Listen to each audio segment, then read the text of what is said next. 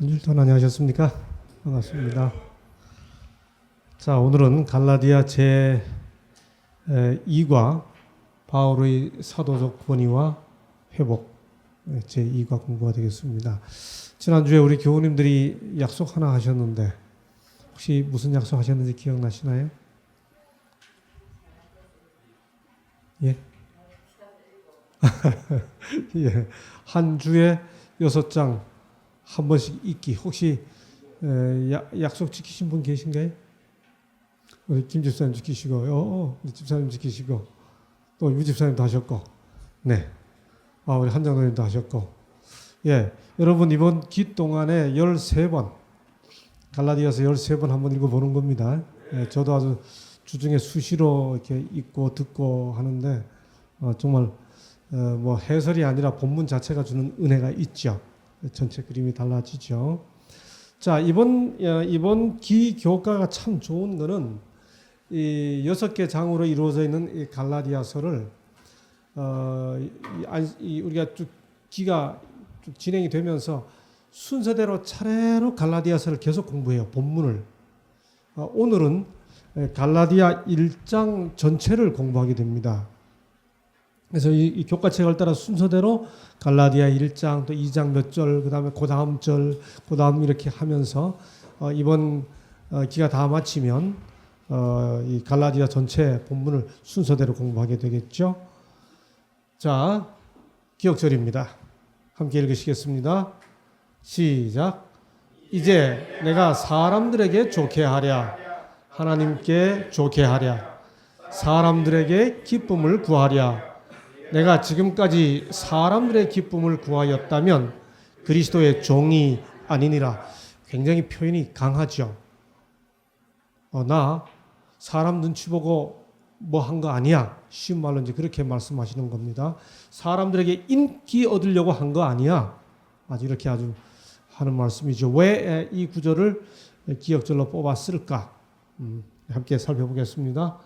자, 이번 주 요일별 소재는 먼저 갈라디아서의 저자로서의 바울을 살펴봅니다. 그 다음 바울이 주님께로부터 부름을 받았다는 사실, 그가 전한 복음의 내용, 그리고 갈라디아 교회에 발생했던 문제, 그리고 바울이 전한 복음의 근원은 어디에 있었는지, 갈라디아 1장의 내용입니다. 2번부터 5번까지가 1장의 내용이고요. 2번부터 5번을 공부하기 위해 이제 첫날 소재로 이 갈라디아서를 기록한 바울에 대해서 그 저자로서의 바울을 살펴보게 되겠습니다. 여러분, 신약 성경이 모두 몇 권인가요? 너무 쉬우면 대답 안 하시죠? 몇 권요? 27권 중에서 로마서, 고린도, 전후서, 갈라디아서, 에베소서, 빌립보서, 골로새서, 데살로니가 전후서, 디모데 전후서, 디도서, 빌레몬서, 히브리서 모두 몇 권? 히브리서를 포함하면 14권, 히브리서를 포함하지 않으면 13권. 우리 교과책은 13권을 바울이 썼다 이렇게 표현해서요. 아마도 히브리서를 포함시키지 않은 것 같습니다. 그러나 우리 교회는 전통적으로 히브리서의 저자도 바울이다라고 생각해서 13권 혹은 14권이라고 그러죠. 여하튼 신약 성경 27권 중에서 13권 혹은 14권의 저자가 바울이죠. 지난 기회에 공부한 베드로 전후서 마지막 안식일에 이 베드로후서 3장 15절 16절 그때 우리 공부했었습니다. 그때 베드로가 한 말이에요. 3장 15절에서 우리가 사랑하는 형제 바울도 그 받은 지혜대로 너희에게 이같이 썼고, 그러니까 베드로도 바울이 편지를 썼다는 사실을 기록했죠. 그런데 그 다음 말씀이 중요해요. 그 모든 어디에도 그러니까 바울이 쓴 편지를 4글자로 줄이면 뭘까요? 바울 서신 맞죠? 그러니까 바울도 쓴 편지, 그러니까 바울 서신이 되겠죠. 편지에도 이런 일에 관하여 말하였으되 무슨 말이에요? 그러니까 베드로도 사도 바울이 쓴 편지에 그가 전했던 예수 그리스도의 재림과 구원의 도리에 대해서 썼다 이렇게 말한 거죠. 그 다음 이어서 말하기를 그 중에 더러 어려운 것이 더러 있으니 다른 성경과 같이 그것도 억지로 풀다가 스스로 멸망에 이르느니라 그랬죠. 그러니까 베드로가 바울이 쓴 편지를 뭐와 같이라 그랬어요? 다른 성경과 같이. 그러니까 베드로 후서에서 베드로의 편지 속에서 바울의 편지가 성경이라고 하는 사실이 기록된 거죠. 소위 바울 서신의 영감성을 베드로가 인정한 것입니다. 이해되시죠? 네. 우리가 이제 바울 서신으로서의 갈라디아서를 시작하기 전에 그 갈라디아서를 기록한 바울 서신이, 갈라디아서는 바울 서신이니까 베드로에 의해 그 영감성을 어떻게 인정받았는지를 이제 확인해 보는 겁니다. 여러분, 그런데 바울이 쓴 편지가 다 성경 속에 포함되었을까요? 네? 바울이 쓴 편지가 우리가 가지고 있는 이게 전부일까요? 아니에요. 또 있어요. 또 있다는 사실을 확인시켜주는 구절이 골로새 4장 16절입니다. 보니까 바울이 골로새서 4장 16절에서 이 편지를 너희에게서 읽은 후에, 이 편지는 뭘까요? 네? 지금 이 편지를 너희에게서 읽은 후에 했으니까 이 편지는 무슨 편지예요? 골로새서니까 골로새서죠. 골로새서를 너희에게서 읽은 후에, 그 다음 보세요. 라오디게아인의 교회에서도 읽게 하고, 그러니까 골로새서를 골로새 교회에 보낸 다음에 라오디게아 교회에도 읽게 해주고, 그 다음 또 보세요. 또 라오디게아로서 오는 편지, 그러니까 바울이 라오디게아 교회에게도 보낸 거예요. 그러니까 그 교회에서도 읽게 해주고 거기서 보낸 편지가 또 골로새로 오거든. 그러니까 골로새 교회에 보낸 편지가 골로새서이니까 라오디게아 교회에 보낸 편지는 무슨 서가 될까요? 라오디게아서가 되겠죠. 그러니까 편지를 너희도 읽으라 이랬죠. 그럼 골로새 교인들도 읽으라 그럽니다. 근데 우리에게 지금 라오디게아로서 온 편지가 남아있지 않죠. 이렇기 때문에 우리가 뭐라고 말하는가 하면 없어진 바울 서신, 망실된 바울 서신, 그렇게 합니다. 그러니까 우리가 지금 가지고 있는 성경에 있는 모든 편지들이 바울이 쓴 편지 다 가지고 있는 거 아니고, 바울은 신약 성경에 포함되지 않은 다른 편지들도 쓴 내용들이 있다. 편지를 쓴 게 있다는 사실만 알지 그 편지 내용은 우리가 지금 남아있지 않기 때문에 모릅니다. 터키에 우리가 성지순례를 가보면 골로새하고 라오디게아는 이렇게 멀지 않아 버스 타고 갈 만한 거리입니다. 저는 골로새도 가보고 라오디게아도 가보았습니다. 자, 이렇게 서신의 저자 바울은 베드로도 인정했고 그 영감성을, 또 우리가 신약성경에 가지고 있는 편지 이외에 다른 기록들도 남겼다 하는 겁니다. 자, 그러면 우리가 바울 서신을 읽어보게 되면 바울은 편지를 쓰는데 그 편지가 무슨 편지가 되었든지 간에 몇 가지 공통된 형식을 가지고 있어요. 어떤 형식인가? 맨 처음 뭐 합니까? 요즘 우리말로 하면 뭐예요? 편지 쓸 때. 그 안부를 우리 한국식으로 표현하면 뭐라고 표현해요? 안녕하십니까?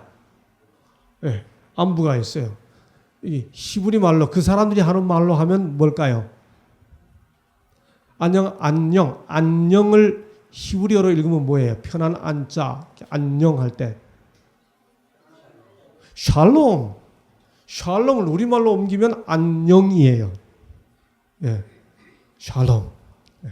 평안 안부를 하죠. 그 다음에 발신인 나 바울은, 수신인 뭐 갈라디아 교회에 이렇게 이제 이름들이 언급되죠. 그 다음에 감사하노라, 늘 감사를 표합니다. 그 다음 내용을 쭉 쓰고요. 마지막 맺은 말 합니다. 이게 바울 서신의 일반적 공통된 형식이에요. 우리가 여러분의 교과서를 읽어보게 되면 한때 어떤 학자들은 바울이 쓴 이 편지 형식들은 일반적으로 다른 데서는 전혀 나타나지 않은 대단히 독특한 영감된 형식이다 했는데 좀 더 살펴보니 그 시절에 쓴 모든 서신이나 편지들이 거의 이 형식으로 되어 있는 것을 확인하게 됐어요. 그러니까 사도 바울은 그 당시에 일반적으로 쓰던 편지 형식대로 이 교회에 보내는 편지도 똑같은 방식으로 쓴 것입니다. 그래서 당시의 모든 서신에 나타난 일반적인 형식대로 교회에게 보내는 영감된 기별도 그런 형식을 따라 기별을 남긴 거지요. 자, 이제 바울은 이 갈라디아서를 기록한 바울이 남긴 그 기별을 이제 살펴보도록 하십시다. 맨 갈라디아서 1장 1절로 3절. 오늘은 갈라디아서 1장을 공부합니다. 1절로 3절을 먼저 읽어보십시다. 잘 보세요. 1절 시작. 사람들에게서 난 것도 아니요 사랑으로 말미암은 것도 아니요 오직 예수 그리스도와 이 죽은 자가 하시고 그리스도를 살리신 하나님 아버지로 말미암아 사도된 바울. 됐습니다. 이거 읽을 때 좀 크게 읽으셔야 되죠. 사도된 바울. 여러분 이렇게 1장 1절 처음 읽으시면서 무슨 느낌이 드셨어요? 우리 유 집사님. 어떤 편지가 만약에 집사님이 받은 편지가 있는데 편지가 느닷없이 나는 말이야 이러고 시작했어요. 어떤 느낌이 드실까요? 이 편지를 읽어보니까 우선 뭐가 없어요. 아까 우리가 맨 처음에 안부가 있다 그랬죠. 발신인과 수신인의 이름이 있다 그랬죠. 근데 여기 보니까 지금 어떻게 되어 있습니까? 단도직입적이죠. 느닷없죠. 그냥 나는 말이야 이러고 바로 시작하죠.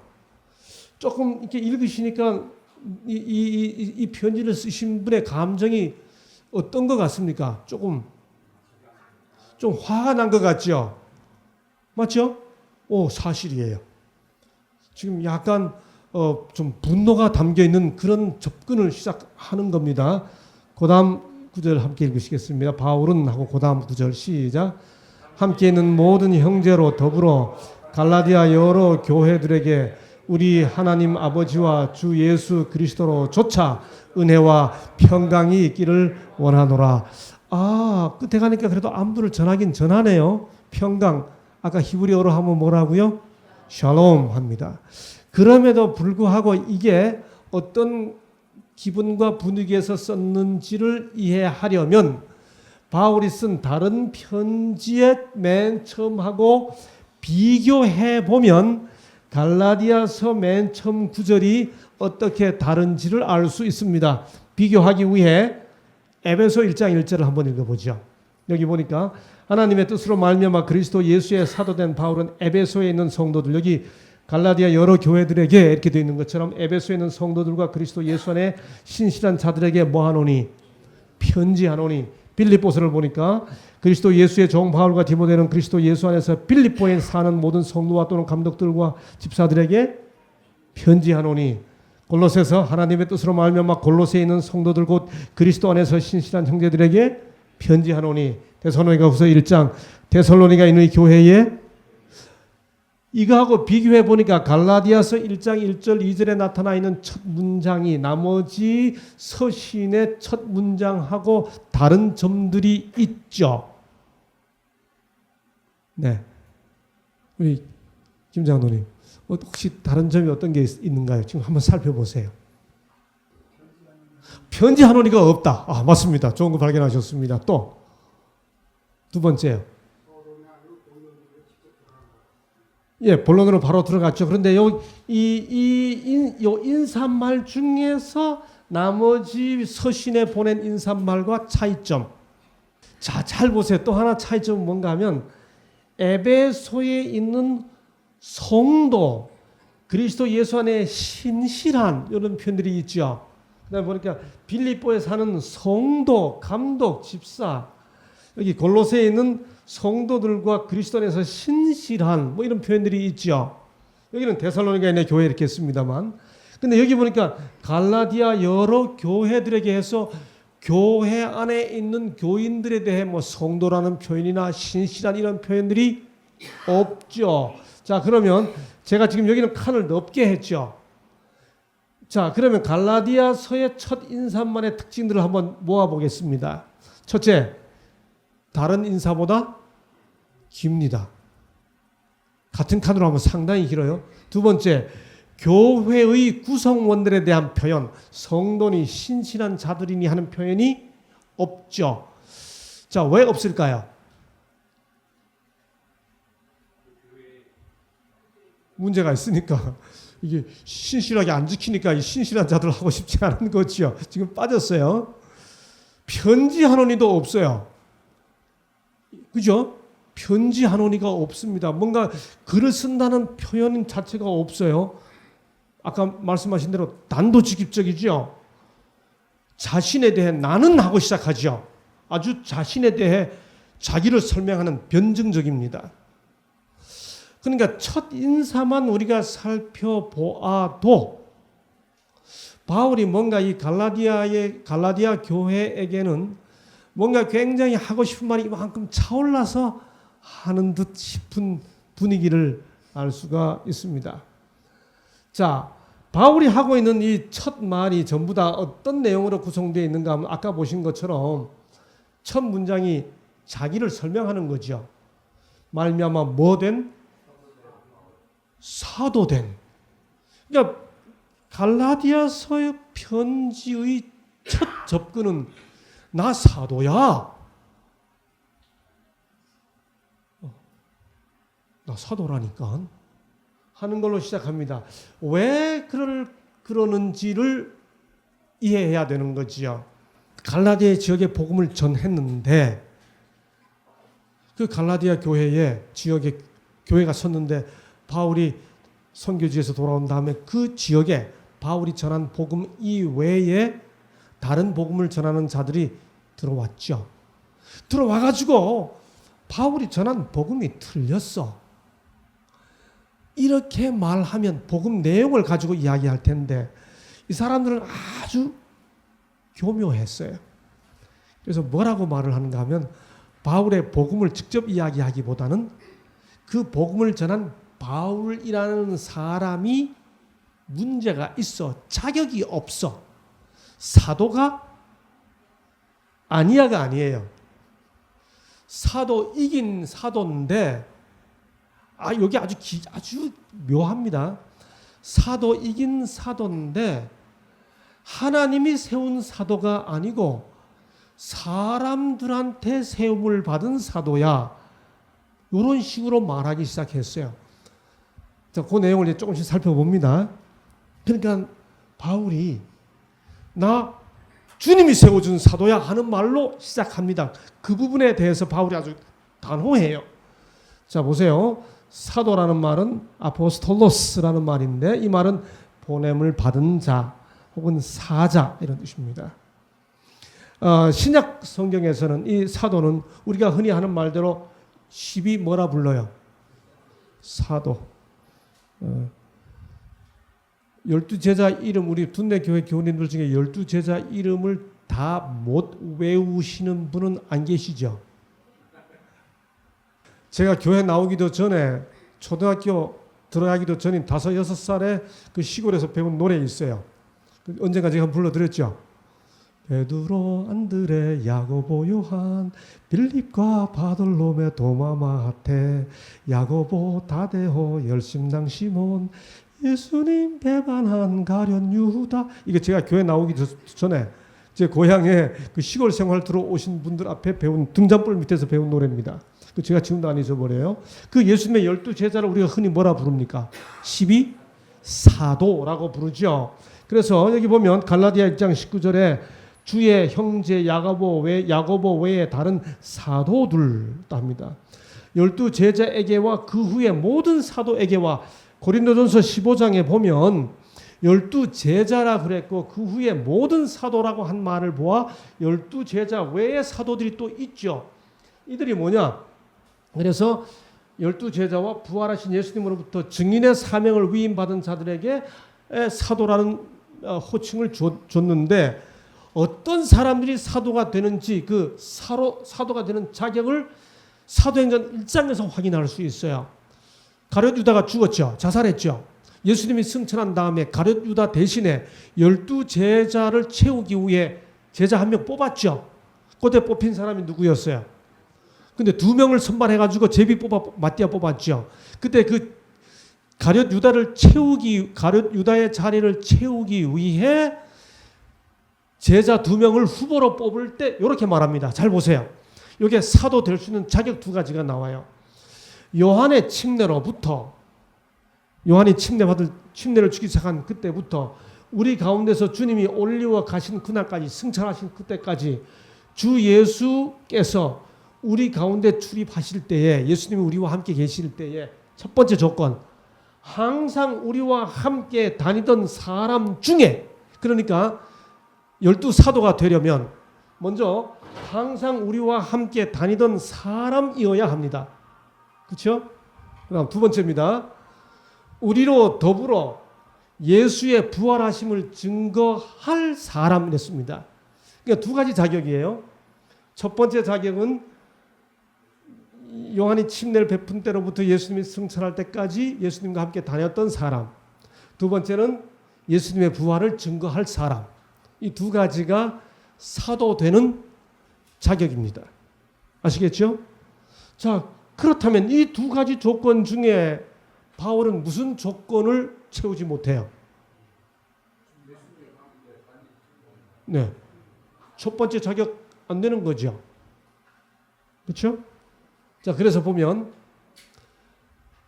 갈라디아 교회에 바울이 선교한 다음에 선교하고 떠난 다음에 이 갈라디아 교회에 어지러움을 일으킨 사람들이 와서 바로 그 부분을 딱 집은 겁니다. 분란을 일으킨 자들이 바울을 공격할 때 잡았던 그 포인트, 약점이라고 생각해서 그걸 딱 잡은 겁니다. 잘 보세요. 아까 말씀드린 것처럼 아주 교묘합니다. 사도가 아니라는 말을 안 해요.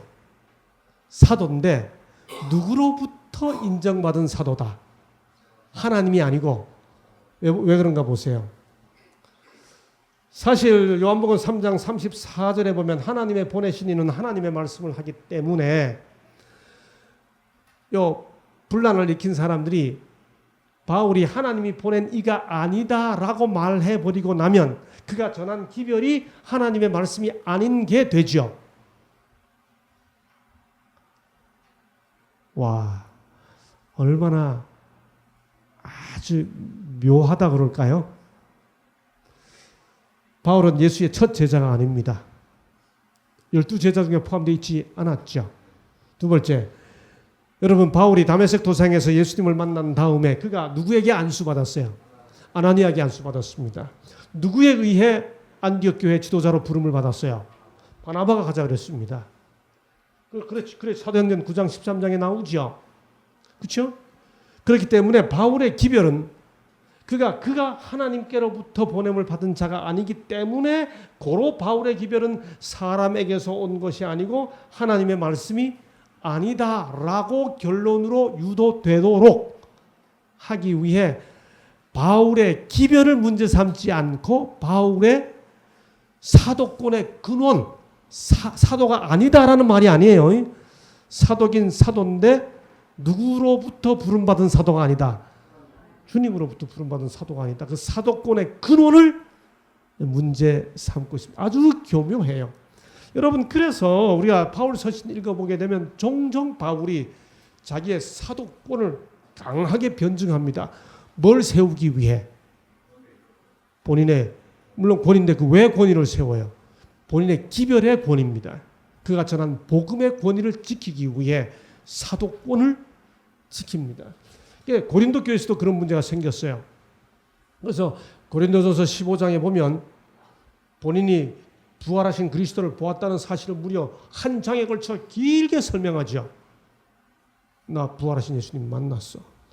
그 다음 로마서 1장에 보면 나는 사도의 직분을 직접 받았어. 이야기합니다. 사도행전 9장에 보면 하늘의 빛을 경험했다고 말하죠. 그리고 여기 갈라디아 1장에 보면 나 사람에게 받지 않고 그때 그 사람들이 바울이 아나니아로부터 바나바로부터 지도권을 사도권을 부여받았다고 그러기 때문에 그가 전한 복음을 지키기 위해 바울은 말을 시작하자마자 첫 문장이 뭐예요? 사람에게서 온 것도 아니고 하고 그가 사람에게 배우지 않고 그리스도의 계시를 직접 받았다는 말로 갈라디아서를 시작하는 거지요. 여러분, 교과책에는 없습니다만은 제가 이 교과를 공부하면서 우리 교우님들과 함께 꼭 나누고 싶은 내용이 있어서 첨가했습니다. 사실 바울은요, 직접적으로 자기의 사도권을 변호할 뿐만 아니라 그 안 내용 속에서 굉장히 아주 의도적으로 본인의 사도권의 권위를 강하게 변증합니다. 성경에서 12제자를 소개할 때 어떤 방식으로 소개하는가 보세요. 이 마태복음 10장에 보면요. 읽어보겠습니다. 제가 이거 잘 보세요. 교과책에 없는 내용을 제가 첨가했습니다. 12사도의 이름은 이러하니 베드로라 하는 시몬을 뭐하여? 이게 무슨 뜻이에요? 비롯하여라는 말은 이 베드로가 이 12사도 중에서 뭐하다는 뜻이에요? 가장 중요하다는 뜻이죠. 여러분, 우리가 베드로를 흔히 무슨 제자라고 불러요? 성경에 수제자라는 말 없어요. 근데 우리가 복음서를 읽어보게 되면 예수님이 말 끝나기도 전에 언제나 가장 먼저 대답한 사람이 누구였어요? 베드로였는데 자기만 그렇게 한 게 아니고 마태도 12제자의 이름을 기록할 때 누굴 비롯하여? 베드로를 비롯하여 안드레와 이렇게 하고 쭉 써나가죠. 그러니까 마태도 베드로가 무슨 제자라고? 수제자라고 인정했죠. 그러니까 여기서 우리는 뭐라 할 수 있는가 하면 가장 중요한 사람을 가장 앞에다 쓰는 겁니다. 이게 성경에서 사람 이름 나열할 때 기록 방식이에요. 이것만 봐도 베드로가 가장 중요하죠.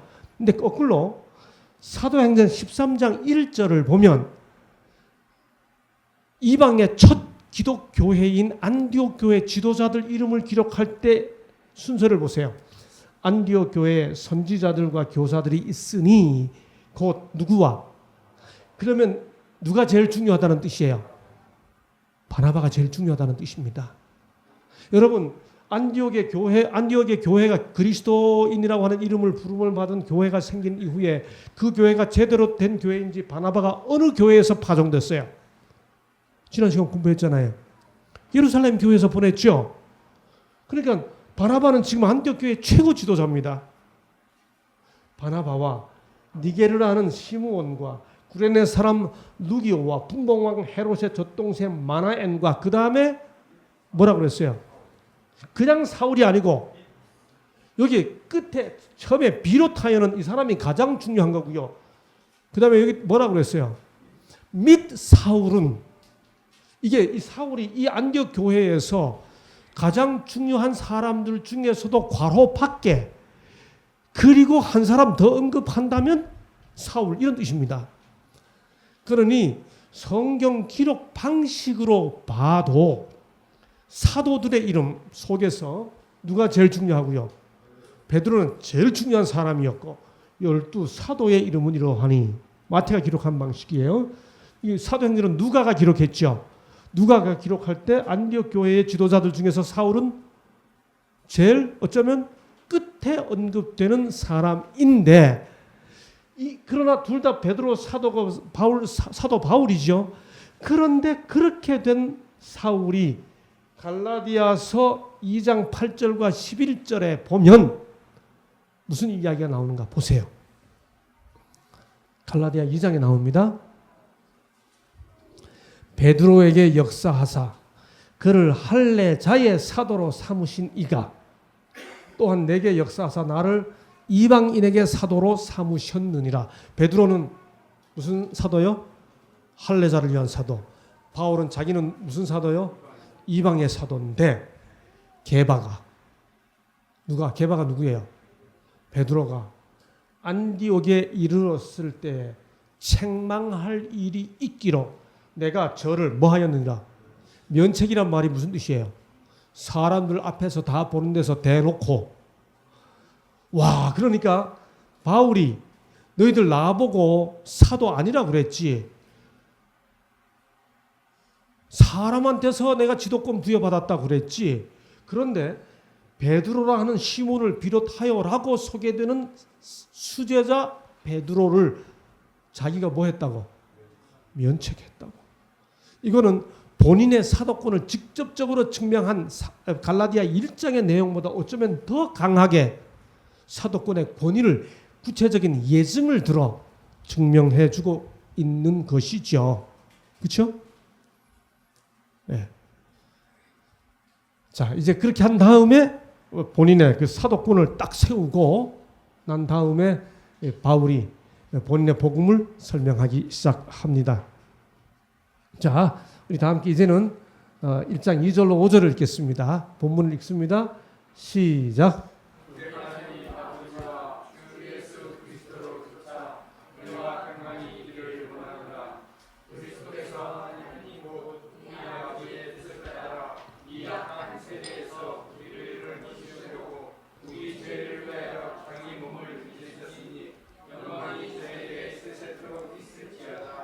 아멘.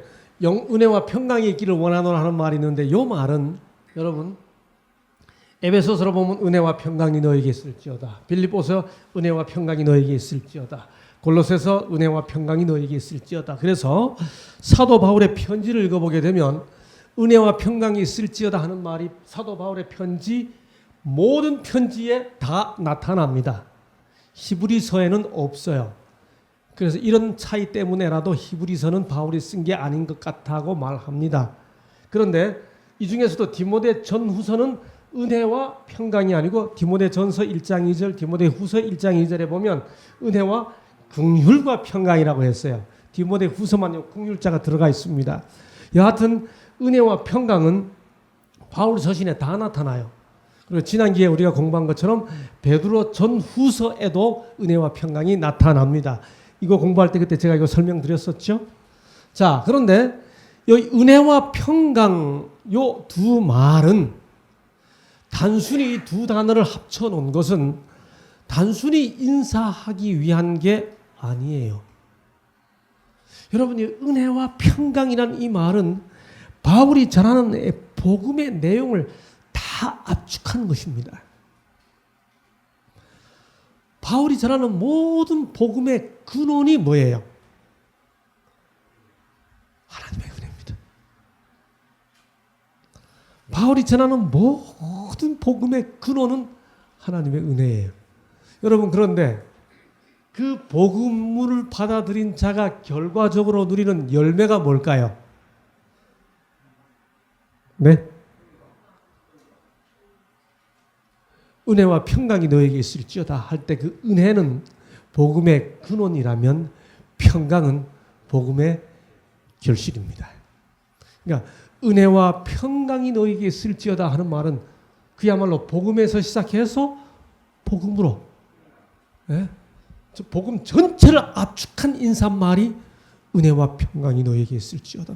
여러분, 그런 의미에서 우리 그리스도인들은 정말 이 바울의 인사를 따라서 바울 서신 모두에게 나타난 인사처럼 사람들에게 인사할 때 은혜와 평강, 은혜와 평강. 개인 편지 쓸 때도 이렇게 쓰는 거 참 의미 있다고 생각됩니다. 은혜를 누리고 또 은혜의 열매를 평강을 얻게 되기를 바랍니다. 합니다. 그 말 한 다음에 바울은 영광이 저에게 세세토록 있을지어다. 아멘 하고 하나님께 송축합니다. 아까 우리가 1절과 2절 읽어봤지만은 바울은 지금 굉장히 조금 격앙돼 있죠. 좀 화가 나 있죠. 의분이 좀 일어나 있죠. 그럼에도 불구하고 아무리 그래도 은혜와 평강이 너에게 있을지어다 한 다음에 주님의 은혜를 찬양하면서 송축하죠. 그렇죠? 예. 자, 바울은 은혜와 평강을 전했습니다. 종로의 계단에서 이렇게 말하죠. 사람의 죄에서 벗어나서 성결해지려면 먼저 마음에서 작동하는 능력이 있어야 하니 곧 위로부터 새 생명을 받아야 한다. 이 능력은 곧 그리스도이시다. 오직 그의 은혜만이,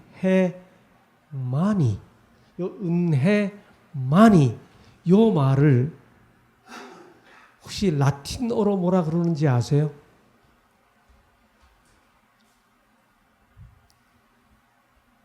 마르틴 루터가 종교개혁을 일으킬 때 3대 구호를 외쳤어요. 세 가지 구호를 외쳤는데 그 첫 번째 구호가 뭔지 아세요? 오직 그 전에 오직 두 번째가 오직 믿음, 세 번째가 오직 성경. 여기 세 가지 구호입니다. 한번 따라해 주시겠어요? 오직 은혜, 오직 믿음, 오직 성경. 이걸 라틴어로 읽으면 오직이란 말은 다 솔라입니다. 솔라, S-O-L-A. 네, 그리고 은혜는 그라시아예요. 그라시아 이렇게 하는데 한번 해보시죠. 솔라 그라시아, 솔라 그라시아. 그의 오직 은혜입니다. 여기 보니까 그의 은혜만이 기억해 주십시오. 자, 이렇게 복음을 전했는데 갈라디아 교회에 문제가 생겼죠. 이제 6절을 공부하겠습니다. 함께 읽으시죠. 시작.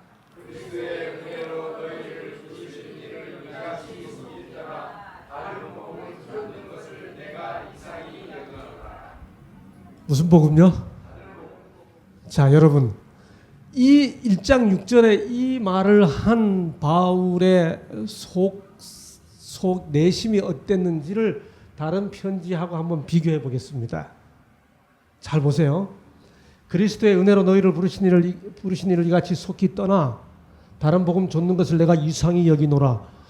진짜 이상하네 이 사람들. 이렇게 말한 거거든요. 근데 다른 편지 쓸 때 보세요. 첫째는 내가 예수 그리스도로 말미암아 너희 모든 사람을 인하여 내 하나님께 뭐하면 감사함. 로마 사람들에게 감사하다고 그랬습니다. 고린도전서 그리스도 예수 안에서 너희에게 주신 하나님의 은혜를 인하여 내가 너희를 위하여 항상 하나님께 뭐하면 감사하노니. 사실 이 고린도 교회는요 심각한 문제가 있었습니다. 왜냐하면 고린도전서 5장 1절에 보면 고린도 교회는 음행이 있었어요. 그 음행을 행하는 교회에게 편지 보낼 때에도 너희 때문에 하나님께 감사한다 이렇게 했습니다. 또 빌립보 보면 너희를 생각할 때마다 나의 하나님께 감사하며, 데살로니가전서 너희 무리를 인하여 항상 하나님께 감사하고. 그러니까 바울은 편지 보낼 때 그 편지 받는 교회 사람들 너희들 참 열심히 산다, 믿음 지키느라 고생한다, 그래서 너희들 때문에 하나님께 감사한다 하는 말을 거의 반복해서 하죠. 그런데 갈라디아는 감사하다는 말 한마디 없이 참 이상하네 하고 시작했죠. 그것은 바울이 갈라디아 교회에 어떤 감정을 느끼고 있는지를 나타내 주는 것이죠. 그렇죠? 분위기가 이해됩니까? 네. 자, 사실 이와 비슷한 상황이었던 고린도 교회가 있었습니다. 아까 다른 복음 좇는 것 했는데 이 다른 복음이란 말이 성경에 또 한 번 나오는 게 고린도 후서입니다. 제가 우리 교과책에는 언급되지 않았는데 우리 교우님들의 이해를 돕기 위해 첨가했습니다. 함께 읽어보실까요? 시작.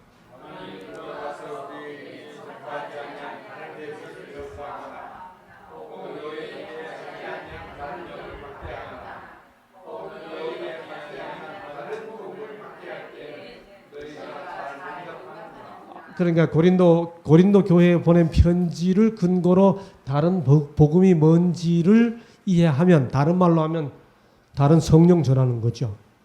다른 예수 전하는 거죠. 이 표현이 재미있죠. 예수를 전하는데 무슨 예수예요? 다른 예수입니다. 참 기도를 같이 하긴 하는데 이 사람은 같이 기도해놓고 돌아가가지고 자, 우리 예수님 이름으로 기도했으니까 우리 서로 약속합시다 해놓고 가가지고는 엉뚱한 소리 해요. 그 사람이 기도한 예수는 어떤 예수입니까? 아무래도 그가 믿는 예수는 다른 예수 같아. 그런 말 할 수 있죠. 그렇죠? 예수를 전하기 전했는데 다른 예수를 전했다는 거죠. 다른 성령을 전한다고 이야기합니다. 자, 이 상황을 보는 바울의 표현을, 바울의 마음을 우리 본문에서 확인할 수가 있죠. 이런 상황을 보는 바울의 마음이 어떤 마음이었을까요? 6절, 9절 한번 읽어보겠습니다. 본문 읽어봅니다. 시작. 그리스도의 은혜로 너희를 부르신 이를 같이 속히 따라 다른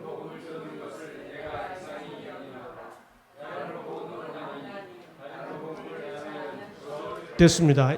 이 상황에 대하여 바라보는 바울의 심정이 어떠한지를 표현해 아주 알 수 있는 아주 중요한 표현이 그 어려운 표현인 저주를 받으라는 말을 무려 8절과 9절에서 두 번이나 반복하고 있죠. 근데 저주를 받을지어다라고 하는 이 저주를 선언하는 이 두 가지 표현 전에 그들이 너희를 부르신 이를 같이 속히 떠나라고 했습니다. 이 교과 저자는 이 떠나라고 하는 이 단어, 떠나라고 하는 이 단어를 설명해 줍니다. 헬라어로 메타티세임이라고 그러는데 이 말이 군대에서 탈영하다라는 뜻이다 그 말입니다. 그래서 배신하여, 국가를 배신하여, 나라를 배신하여, 탈영하여 이렇게까지 표현하고 있다 하는 것을 이 교과 저자가 설명해 주고 있습니다. 이 다른 복음을 전한 그 배경이 뭘까요? 우리 이걸 이해하기 위해서 지난 시간에 공부했던 예루살렘 총회시의 토론 다시 한번 생각해 봐야 되죠. 바리새파 중에 믿는 어떤 사람들이 말하되 이방인에게 할례를 주고 모세의 율법을 지키려 명하는 것이 마땅하다고 얘기했었죠. 그렇죠? 그때 베드로가 일어나서 뭐라고 그랬어요? 쭉 설명한 다음에 저희와 동일하게 주 예수의 은혜로 구원받는 줄을 믿노라라고 말했었죠. 그렇죠? 이게 초대교회의 복음이었죠. 그런데 이 내용을 다시 한번 요약하면 바리새파 사람들의 주장은 뭐예요? 믿음에다가 뭘 더 해야 된다는 거예요. 할례를 받아야 된다고 하는 거였죠. 이 사람들도 믿는 사람들이었어요. 예수를 믿는 사람들이었어요. 예수를 부정하는 사람들이 아니고 교회에 와서 유대인으로서 예수를 받아들인 사람들로서 야 할례도 받아야 된다라고 하는 겁니다. 그때 베드로가 뭐라고 반박했어요? 아니야, 예수의 은혜로 이렇게 반박했었죠. 여기 교과 이 해설 본문입니다. 이 교과 해설 본문에 이런 표현이 나옵니다. 저는 이 교과 해설이 이 본문 내용이 너무 공감돼요. 이 내용을 잘 보겠습니다. 복음은 가망성이 없는 인간을 위하여 하나님께서 행하신 특별한 일, 즉 예수 그리스도의 십자가 희생을 믿는 자마다 구원이 은혜로 주어진다는 기쁜 소식입니다. 복음은 또한 하나님의 자비와 사랑과 그분의 나라와 심판에 관한 소식이기도 합니다.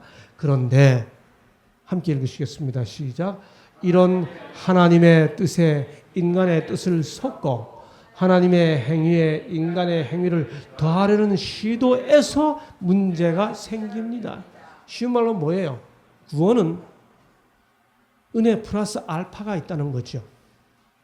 구원은 하나님의 은혜만으로 받는 게 아니라는 겁니다.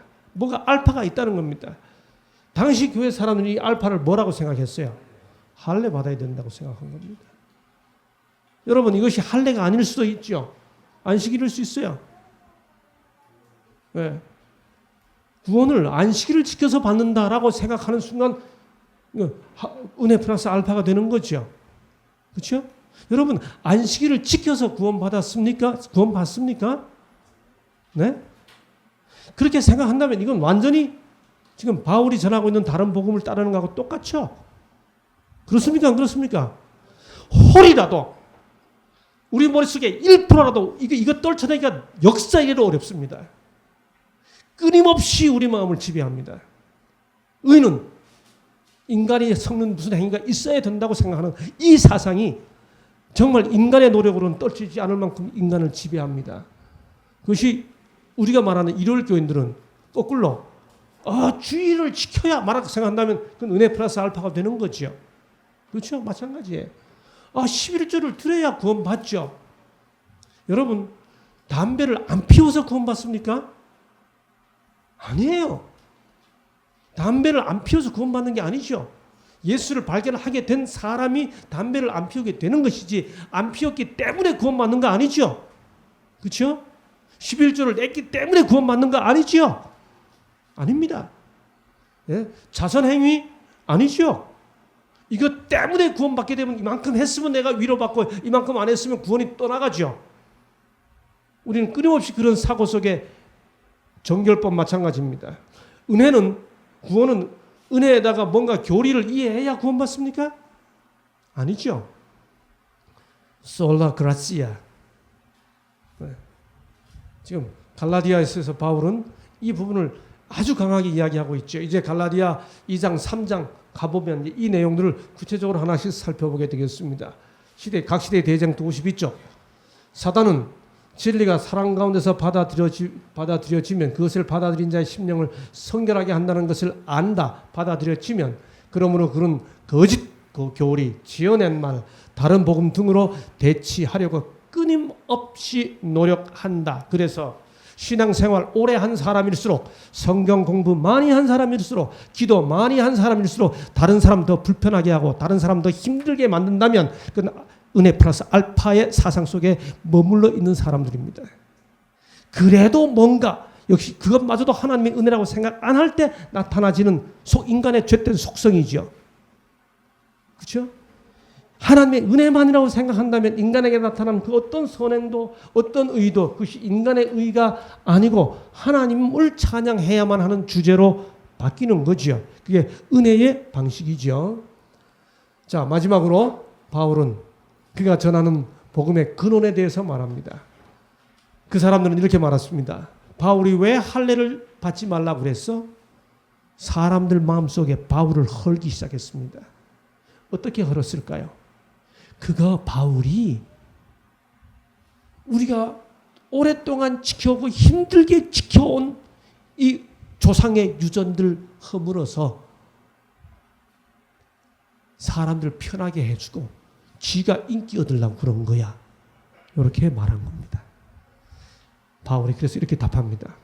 내가 지금까지 사람들의 기쁨을 구하였다면 그리스도의 종이 아닙니다.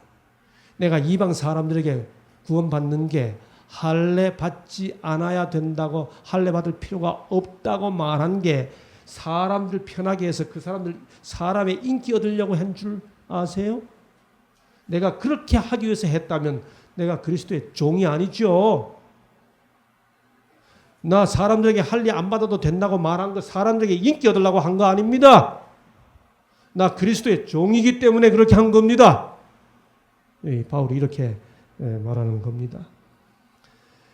그걸 증명하기 위해 바울은 복음이 자기의 사도권의 신적 기원에 대해서 자기의 개인의 그것도 신앙 역사를 쭉 기록합니다.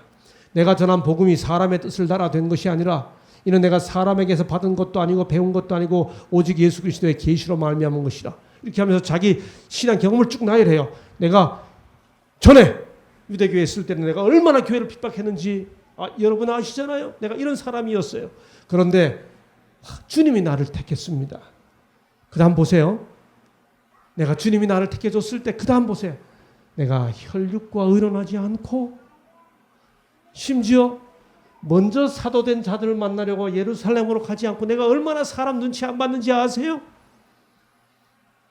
내가 주님의 부름을 받은 다음에 내가 베드로 만나려고 가지도 않았습니다. 3년 동안 있다가 예루살렘에 올라가서 이렇게 했다고 기록합니다. 이 교과 해설에 나오는 본문입니다. 이제 마무리를 짓습니다. 오늘 교과에서 복음은 어떤 교리나 인간의 행위보다는 하나님께 대한 확신을 바탕으로 해야 합니다. 빨간 부분 크게 한번 읽으시죠. 시작. 구원을 약속하시고 그것을 위해 일하시는 변함없는 그분의 인격에 대하여 확신할 수 있어야 복음입니다. 이 교과 저자의 이 표현에 대해 전적으로 공감합니다. 하나님의 품성과 하나님의 인격에 대한 확신이 있어야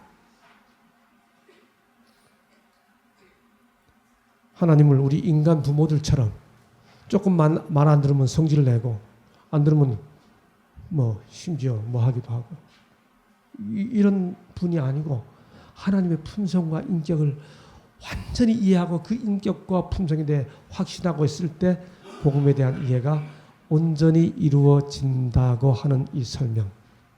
그것이 복음의 근본적 근원이 되는 것이죠. 마지막으로 보충 설명입니다. 여기 그래서 우리 목사들에게 이런 권면을 줍니다.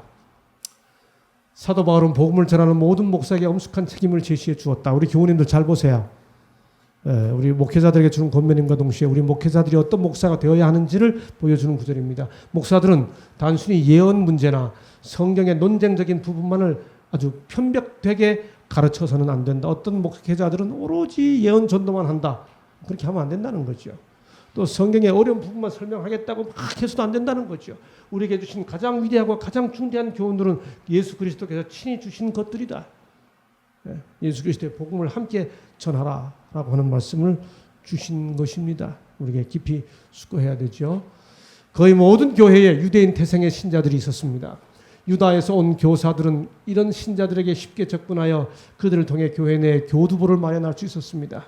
성경적 논쟁으로 바울이 가르친 교리들을 폐기하기란 불가능했기 때문에 바울의 감활에게 대응하고 그의 권위를 약화시키고자 그들은 무원칙적인 수단에 의지했습니다. 그들은 바울이 예수의 제자도 아니고 그분에게 사명을 위임받지도 않았는데 주제넘게 베드로와 야고보 등 다른 제자들의 교회와 정반대의 교리를 가르치고 있다고 공표했습니다. 사도권을 문제 삼았죠. 바울은 교회들을 신속히 파괴하고자 위협하는 악을 보고 분개하는 마음이 들었다. 뭔가 분노가 있었다는 사실을 설명해주고 있죠. 그래서 1장 1절부터 단도직입적으로 사도권을 옹호하죠. 그는 즉시 갈라디아 교회에 서신을 보내 그들의 거짓 교훈을 폭로하고 믿음에서 떠나간 자들을 엄하게 꾸짖었다. 그렇다면 이제 2장에서부터 바울이 옹호하고 있는 그 복음의 내용들이 구체적으로 어떤 것일까? 다음 주에 계속해서 살펴보도록 하겠습니다. 기도하겠습니다. 아버지 하나님, 우리에게 복음을 허락해 주셔서 감사합니다. 갈라디아서 1장을 오늘 함께 살펴보았습니다. 우리에게 이렇게 주님으로부터 부름을 받은 사도 바울이 전해준 갈라디아 서신이 우리에게도 전해질 수 있도록 보존되고 또 전달되고 읽혀질 수 있도록 해주셔서 감사합니다. 아버지여, 우리 모두는 바울의 사도권에 일말의 의심도 없습니다. 그래서 우리는 늘 사도 바울이라고 부릅니다. 이 사도가 우리에게 전해준 귀한 복음을 들으면서 우리의 마음속에라도 혹여 다른 복음의 씨앗이, 구원은 은혜에다가 뭔가 더해져야 된다고 하는 사상이 씨앗도 뿌려지지 아니하도록 우리 마음을 지켜주시옵소서. 안식일 첫 시간 주신 것 감사하옵고 우리 성도들의 삶과 심령 속에 성령의 감동이 함께 주옵시기를 감사하며 예수님 이름으로 기도하옵나이다. 아멘.